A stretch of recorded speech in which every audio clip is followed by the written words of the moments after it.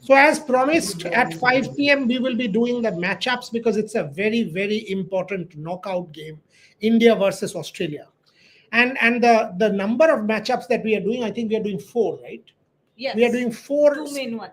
two major ones, and then four different matchups as far as this particular show is concerned.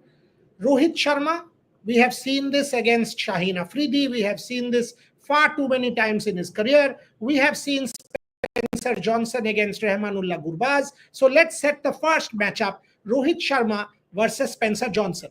So Shomik Chakraborty, Vaibhav Tripathi, Bharat Ramraj Gargi Rao joining me. We will also have Rohit Juglan joining us. So the first matchup, Shomik, Rohit Sharma versus Spencer Johnson. Spencer Johnson has bowled well. Spencer Johnson has bowled well. We have seen that against Rahmanullah Gurbaz, that Yorker that went underneath his bat and wicket for Australia at the very start. Rohit has had his issues with left arm, especially with the ball coming in. Set this up for me, Shobhik Chakraborty. First one, Spencer Johnson versus Rohit Sharma. I mean, on a lighter note, the matchup is actually Varun Chakravarti versus the entire Australian batting lineup. Uh, on a serious note, yes, you are absolutely right. Spencer Johnson is one bowler who can bring the ball back into the right-handers.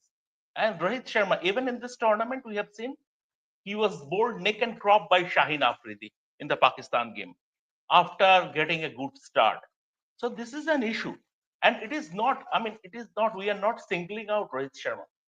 When our left arm fast bowler moves the ball late and brings the ball into the right hander, it is difficult for any batsman. It is difficult for any batsman to handle. These days, what happens in ODI cricket because of two new balls, reverse swing is out of the equation. But with the new ball, with the semi-new ball, Spencer Johnson can cause a problem.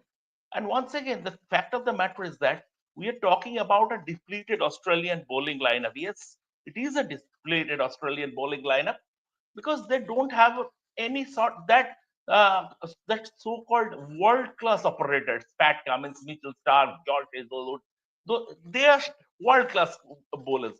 But the backup line, you have to keep in mind that this is Australia, not any minnows we are talking about. And Spencer Johnson is there because he is good enough to play for Australia. And from that point of view, and the form Rohit has been in, Rohit, seriously, he is not looking to be his part. He has gotten off, even in the last game yesterday, his first shot was a fall stroke, inside edge that went for a four. Right.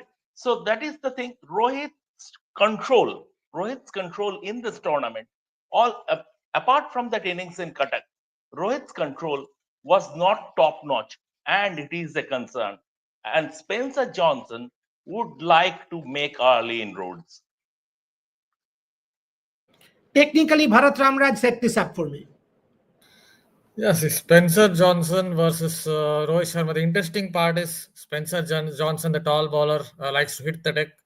So it was good on him that he tried a Yorker type of delivery to Gurbaz. Yeah, he can try it against Rohit Sharma as well. When we think about Rohit Sharma and Shaheen Afridi, one has to remember that Shaheen Afridi also bowled some really good deliveries to Rohit Sharma. That he couldn't have done much when it came to that 2021 T20 World Cup game because it swung late. He actually had opened up his stance, but it swung late and got him. So that there you have to give the credit to someone like Shaheen Afridi. But he has a problem against the left arm seamers. Maybe sometimes he doesn't move his feet. Even if you look at Gurbaz, he didn't really move his feet. The ball just swung in and he was castled. So that is something that can maybe go against Rohit Sharma because his technique depends on economy of movement. It doesn't move his feet much. So you can always go very full and get him out. Actually, Rohit Sharma was practicing against Yorkers, against left-arm bowlers, net bowlers before the game against Pakistan, although it didn't really work out for him against Shaheen Afridi, but he was practicing against Yorkers. So that is something perhaps Rohit Sharma would... obviously, they're not going to do net practice today, but somewhere maybe in his muscle memory would be thinking that I will get a Yorker, how to be ready for it. Yeah, it comes down to him moving his feet just enough. so that he doesn't get beaten by the Yorker and having a short bat lift. Vaibhav, same question before I ask Rohit. Spencer Johnson versus Rohit Sharma. See, Spencer Johnson, someone as well, sir, told that he's a left armer, tall left armer, gets a bit of swing. So the best thing that Rohit Sharma can do, because I haven't seen a lot of bowlers swinging in Dubai. That too, if you are especially in the afternoon hours, it doesn't swing much. The white Kookaburra ball. So it all depends on the fast skills of the fast bowlers, and Spencer has that skill to bring the ball late inwards. And Rohit has trouble against the late in swing.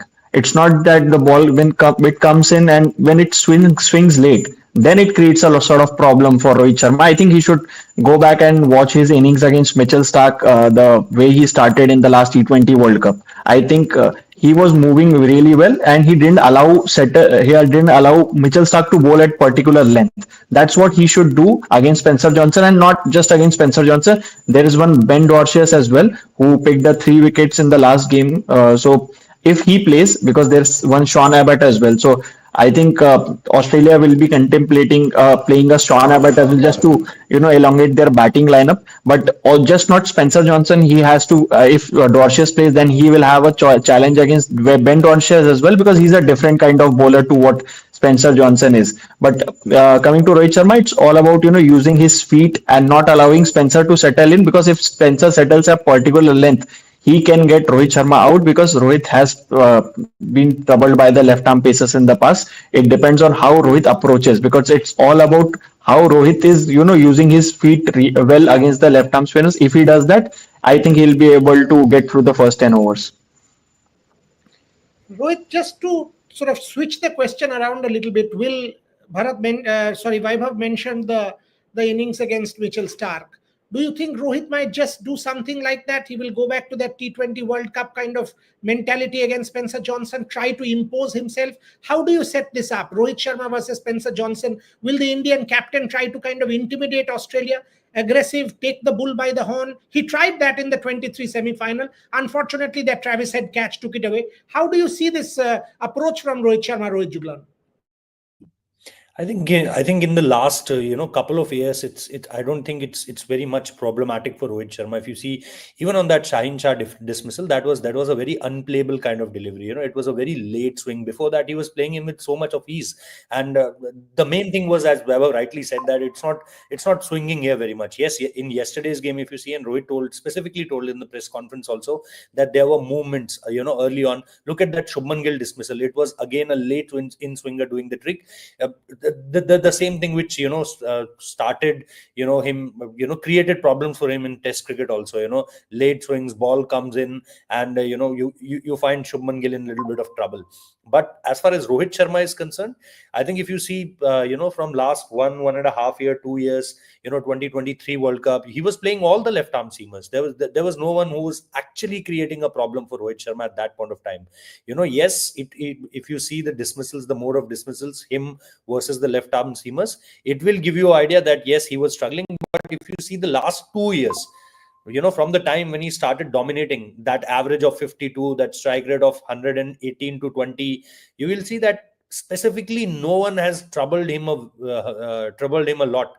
So be it about Ben Dorsius, or be it about Spencer Johnson, I don't think it will be much of a problem for Rohit Sharma, specifically playing in these kind of conditions. He and on the type of mindset he is in at this point of time, he will definitely try to dominate. He will try to dominate and start up with that kind of innings which we used to see now. Because after that, you saw yesterday what happened.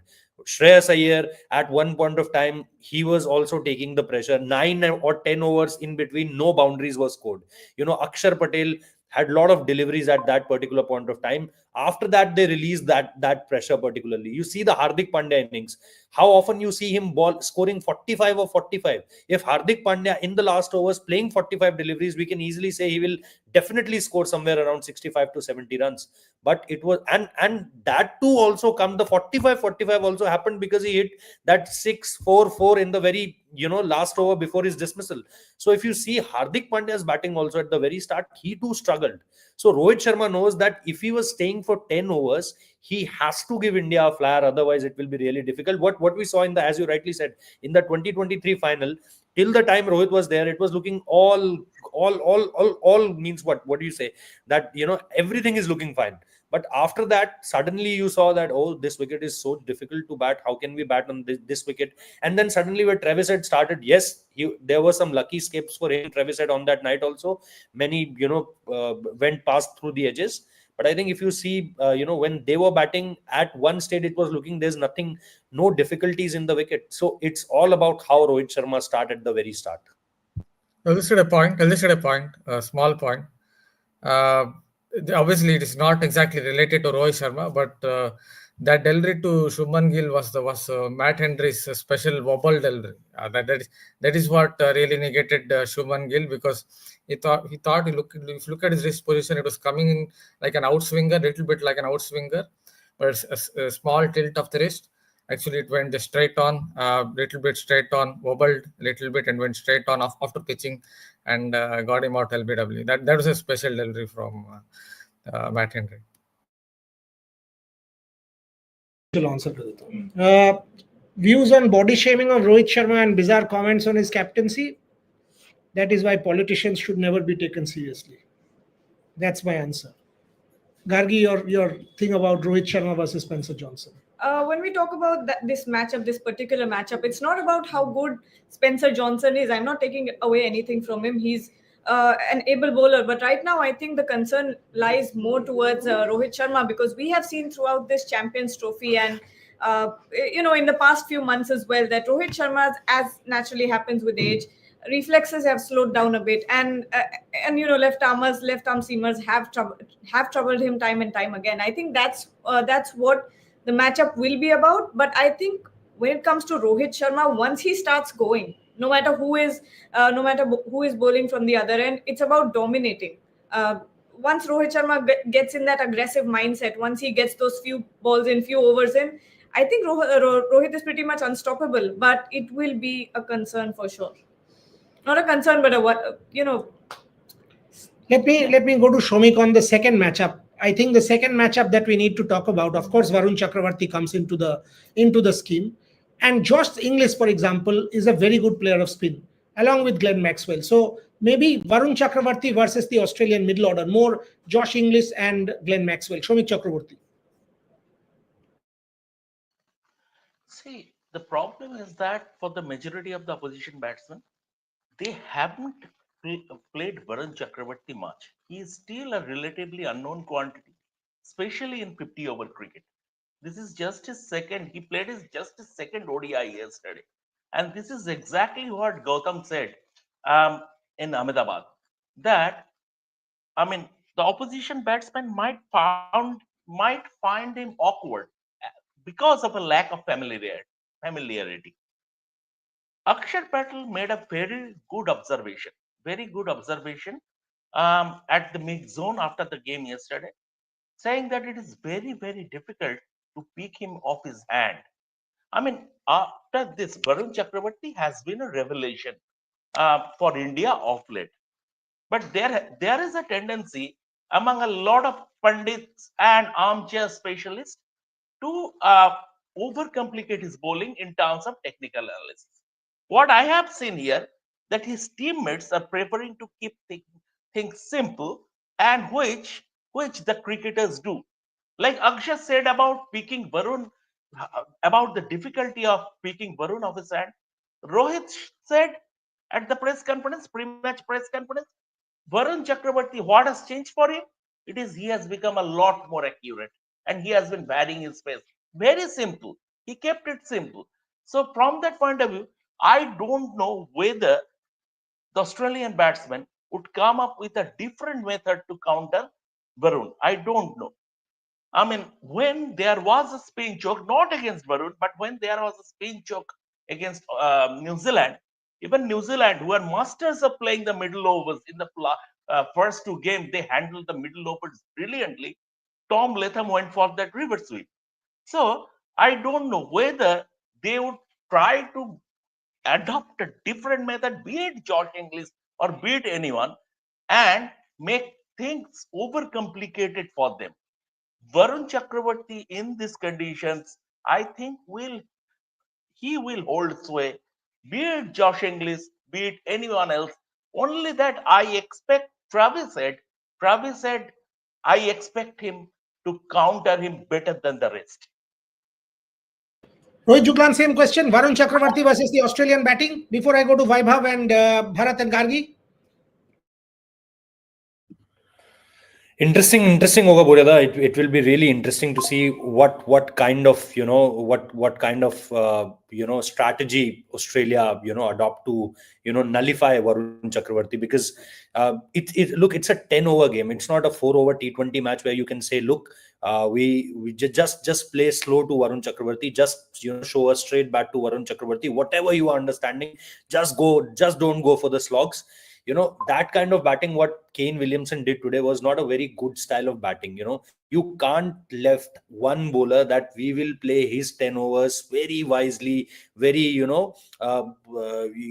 like we don't want to take any kind of risk on Varun Chakravarti. So as far as Varun Chakravarti versus Australia is concerned, I think beat Travis Head, beat Josh English, there's no one who you can say that, look, this guy has played him a lot, be it in the IPL also, be it someone who has played in with him or against him in an international cricket game. And Rohit Sharma rightly said, in 2021 he was way less experienced, on the very first time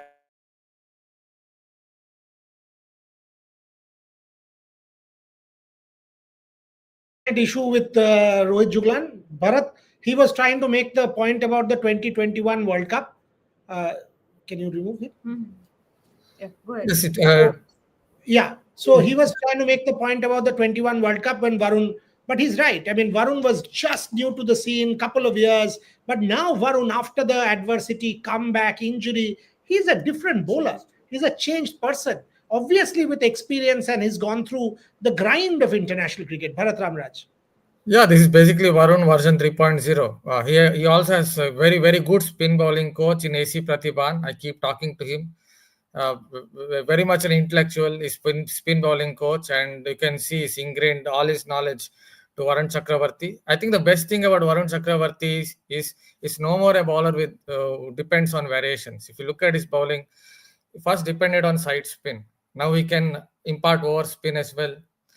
First, he had only a conventional leggy that also you hardly used to bowl. Now he has an unconventional leggy as well. So he has two types of leggies.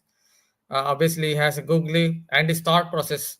Look at how he varied his pace in the Vijay Hazare Trophy. It went from 88 kilometers per hour to 113 kilometers per hour. The difference, the bandwidth is 25 kilometers per hour. So he had that kind of variation in terms of his pace in that Vijay Hazare Trophy. I think he talked about that Vijay Hazare Trophy even in the post-match press conference, where he said that it helped him to grow as a bowler in terms of playing one-day cricket. So his thought process is very much different in terms of how, look at his subtle changes in lines and lengths. Look at what he did to Harry Brook in that England series in the T20Is. First game, he didn't pick the googly. Second game, he was definitely picking the googly. So what did Varun Chakravarti do? He went from outside off and got him out, cleaned up his off stump. So that tells you he's at the peak of his prowess. Someone who understands his game very well, subtle changes in lines and lengths. So yeah, if he's bowling at his best, it's going to be very difficult for the Australian batters, because his thought process is at some other level. It's not just depends on 6-7 variations. Actually, he only bowls 3 variations these days, but it's more about how he has become an all-round bowler that makes him such a threat. There's a question from Daniel Matthew. Don't underestimate Alex Carey. I thought it's a good question. Vaibhav, why don't you take that? Yeah, I was about to say the same thing, that you shouldn't be, I mean, Indian team shouldn't be underestimating someone like Alex Carey, because he just scored 100 in the Test series against Sri Lanka in Sri Lanka. So he's one of the better players of spin Australia has in the current squad. and he's been their crisis man whenever there is a collapse in Test cricket or in ODIs. I've seen Alex Carey. You remember that 2020 100 that he scored against England in England. It was again a one dayer with Glenn Maxwell, that partnership. So Alex Carey obviously he plays spin really well and he becomes an important player alongside Josh Inglis or Glenn Maxwell. But again, it will be very tough for all three of them, not just three of them, even for someone like Steve Smith or a Marnus Labuschagne who are more experienced to play someone like Varun Chakravarti. Because as Bharat sir said, he has different things, different weapons to in his arsenal. With the same release, he can bowl a leg spin. With the same release, he can bowl a googly, and he has a flipper as well. And what he does, the overspin in it, he imparts.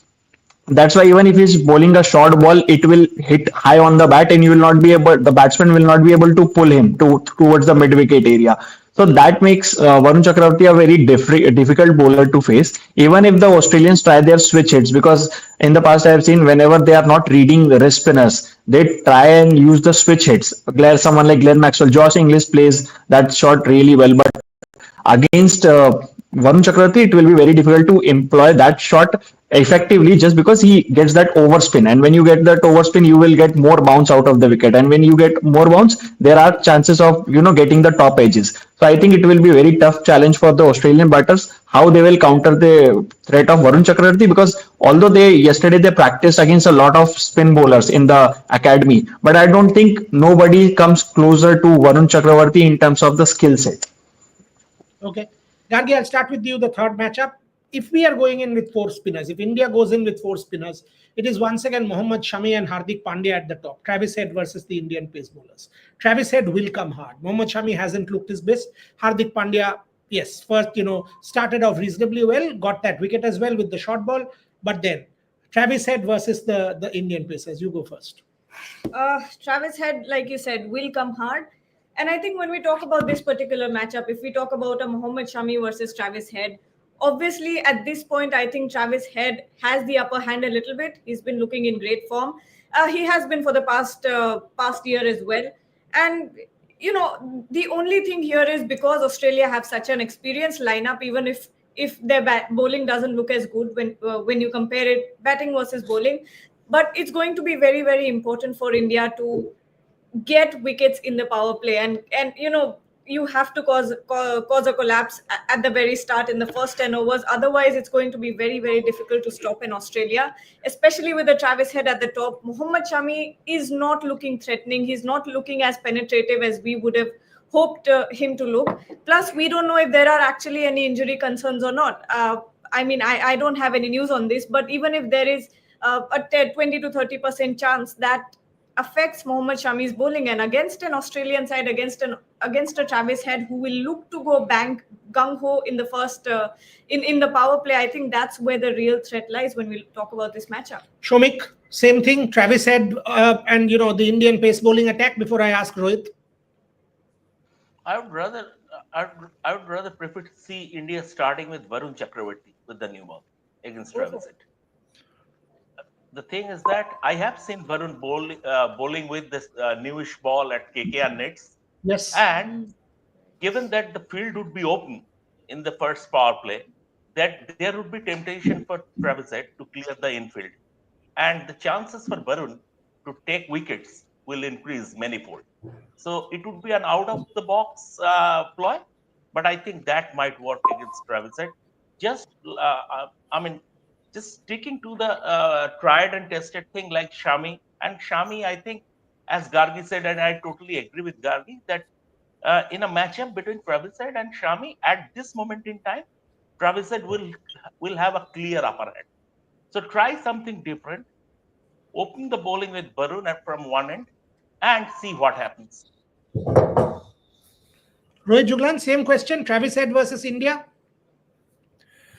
I think, Burila, this is a different kind of wicket. It's a different kind of conditions also here. Not looking, that he will create that much pressure again, because I think firstly you have a different kind of wicket, I think, which doesn't suits him. Where the wicket holds on, where the ball gripped a little, it has a lot of turn and offer to, we have seen in different part of the game that yes, some balls turn really well, and the hold of the ball also. He's someone who ball to come at him, and then he'll cut it. And I want to see a proactive Indian team, because now there are multiple formats. If you mix all the formats and you see him scoring against us, now at least for now we have to know that where we don't have to bowl to Travis Head. We can bowl at different areas, but initially what I am getting is that he loves to cut the ball through that gully and point region. He really relishes on that shot at the very start of the innings, that he want to cut, he want to quickly get some runs, 10-20 runs, a quick 10-20 runs, and he'll look settled, Travis Head. So I think a Varun Chakravarti in front of them, or beat anyone, a Kuldeep Yadav in front of him, a good tight angles from Hardik Pandya, maybe coming changing the angles and bowling that natural length, which just dip in and just come in, so that it will be really difficult for him to just find the just free his arm and cut. Put Ravindra Jadeja in that particular position, if there is anything which we saw Glenn Phillips grabbed, I think anything like that. So there, we also have our Glenn Phillips in point, as Ravindra Jadeja is. So I think we know how to get Travis Head out, but it's all about maybe maybe a bit of luck and a bit of proactive strategy will do it this time around, I think. Bharat, you have spent considerable amount of time decoding Travis Head. Quickly, in 1 minute, India versus Travis Head. Yeah, I guess Travis Head is someone who maximizes his strengths like anything. If you might beat him 3 times in a row, if you bowl a loose delivery or something, like if you give him width, it will go rocketing to the boundary boards. I think that is Travis Head's greatest strength. He may be 11 out of 10 when it comes to maximizing his strength. So basically, one of the ways is to go obviously round the wicket, cut him for room, bowl at the stumps. That's if you're a right arm seamer. Foolish or short, nothing in back of length, because his technique is made for playing back of length delivery. So that is one way. And there is another way. If you have a left arm bowler, you can do that. It is a little easier for a left arm bowler to cut the angle against Travis Head from over the wicket. But for that sake, if you want to pick Arshdeep Singh just for one batter, you can go ahead with him.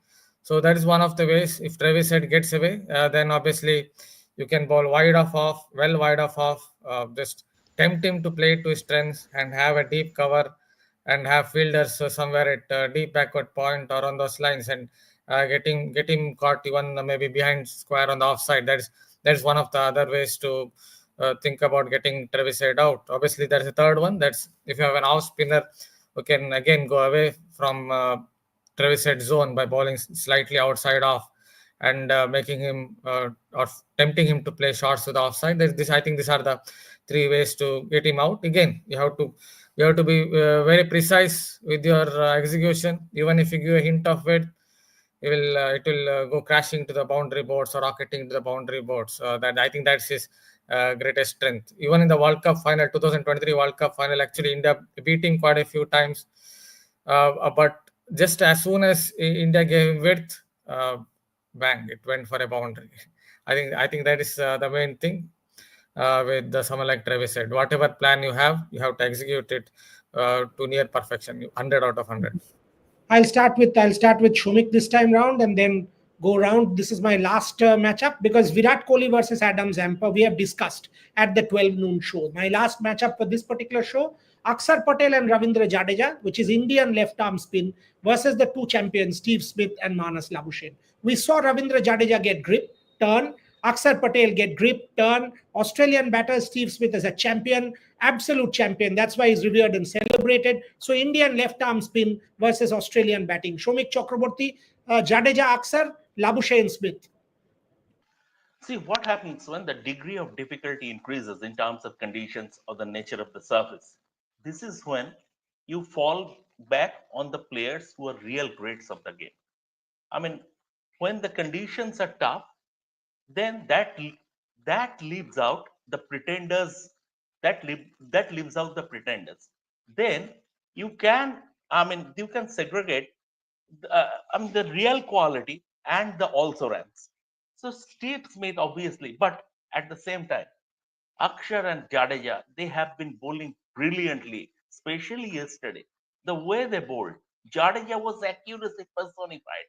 I mean, the questions he asked, he was relentless. Akshar, the way he tricked a player of Kane Williamson's class, uh, holding it back a little. I mean, absolutely holding it back a little, befuddling him in the air. So it was top class. But if there is one batsman in the Australian ranks who can counter, I mean, Travis Head is strong armed enough to take on the Indian bowling and take them to the cleaners. I'm not going to that. He's strong armed enough.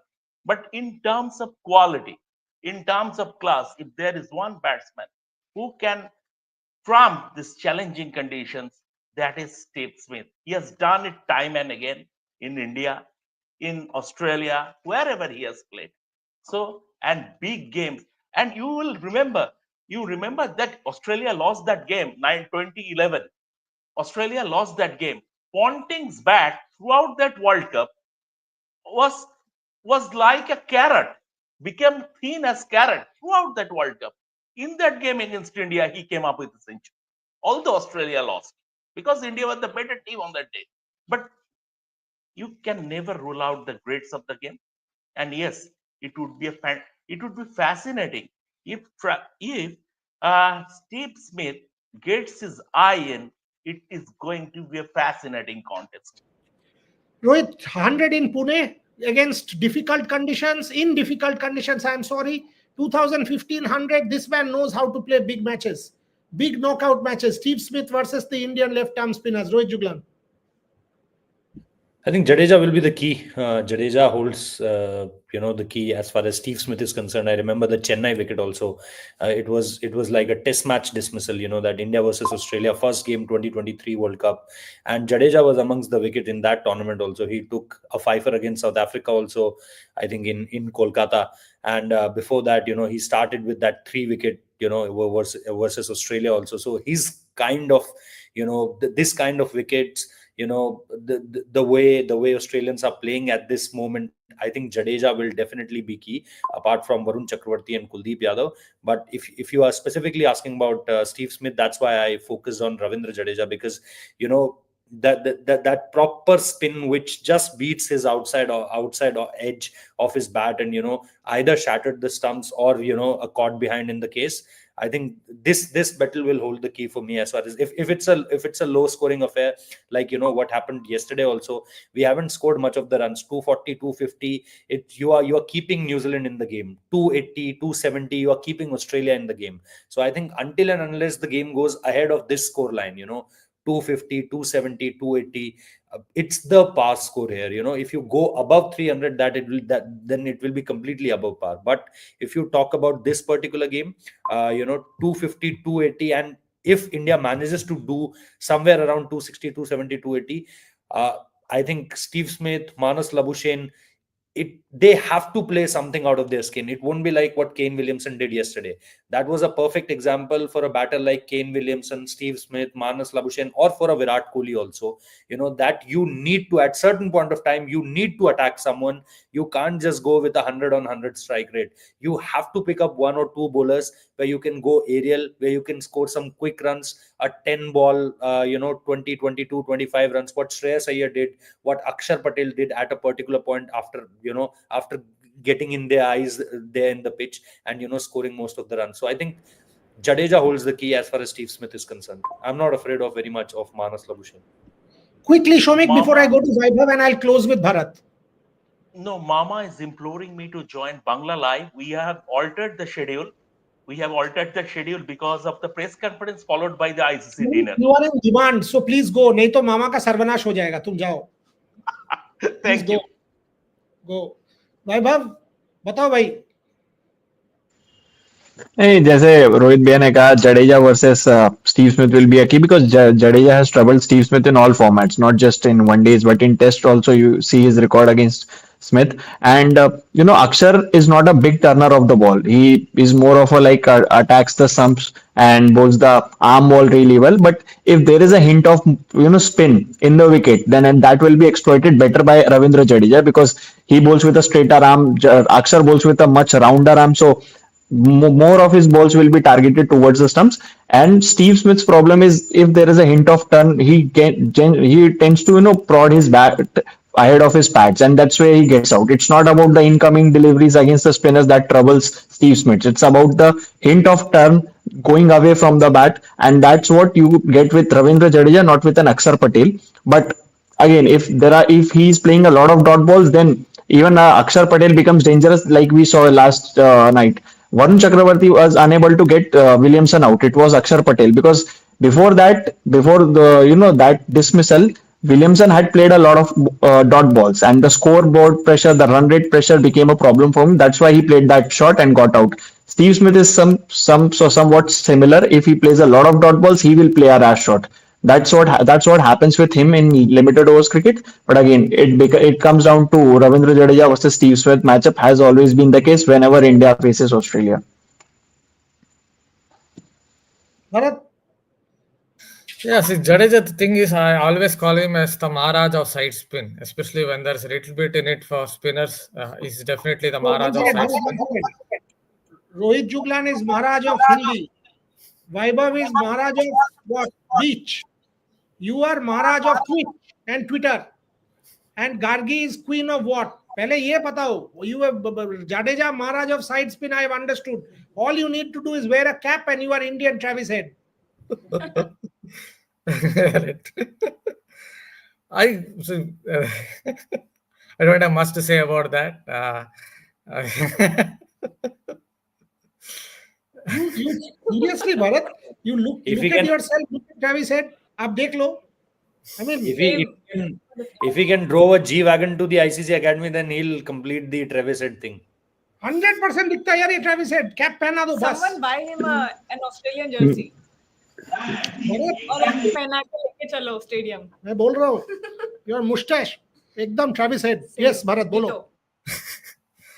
Yeah, see, the thing with Jadeja is, if you look at how he bowls, there is very little to pick with this in terms of his arm ball or in terms of the ball that turns away from the right-hand batter, which two of my colleagues talked about. So I think that is where the problem for Steve Smith comes, because he's not able to pick which one is going straight on or which one is turning away. So if there's any resistance in the pitch, it's just a different proposition. And that is where I think Jadeja has an upper hand over Steve Smith. Yes, Akshar Patel is different. He bowls a lot of these undercutters, or it comes out kind of scrambled with his round arm action. But yeah, again, if there's any resistance in the pitch, then he can also become quite dangerous. But Ravindra Jadeja definitely has the upper hand here because of his, what can I say, there's no real difference in terms of his grip when it bowls the arm ball or when he bowls the one that turns away. I'm sorry, I was intently listening to Bharat before this comment came from Fitmang. Bharat Head with a smile. Your new name, Bharat Head. Bharat Head with a smile. And somebody said Bharat sir has less hair. That is why I said he has to wear a cap. Come on. Gargi, I'll close the show with you. Same question. Left arm spin versus Australia. I think that's a difficult one. I think it would completely depend on who's batting first and who is chasing in these conditions. I think when we look at the second innings, it starts off okay, but then as the day goes on, it gets very sluggish and the ball starts gripping very much. That's what we saw yesterday as well. So I think the toss would be very, very important in this game.